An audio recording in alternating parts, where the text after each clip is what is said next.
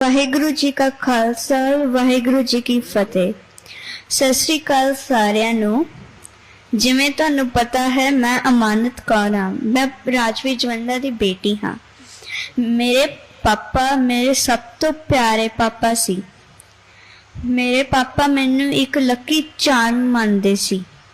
ਉਹ ਕਹਿੰਦੇ ਸੀ ਕਿ ਮੈਂ ਤੈਨੂੰ ਬਹੁਤ ਪਿਆਰ ਕਰਦਾ, ਤੂੰ ਕਦੀ ਵੀ ਮੇਰੇ ਤੋਂ ਦੂਰ ਨਹੀਂ ਹੋਣਾ।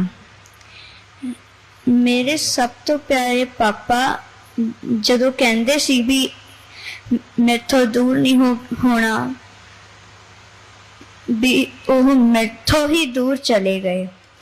ਤੇ ਹੁਣ ਜਦੋਂ ਫਿਊਚਰ ਆਏਗਾ ਮੈਂ ਆਪਦੇ ਪਾਪਾ ਦਾ ਸੁਪਨਾ ਪੂਰਾ ਕਰੂੰਗੀ। ਤੇ ਮੈਂ ਇਹ ਵੀ ਕਹਿਣਾ ਚਾਹੁੰਦੀ ਹਾਂ ਕਿ ਜਿਵੇਂ ਮੇਰੇ ਪਾਪਾ ਨਾਲ ਹੋਇਆ ਇਹ ਕਿਸੇ ਹੋਰ ਦੇ ਪਾਪਾ ਨਾਲ ਨਾ ਹੋਵੇ। ਧੰਨਵਾਦ।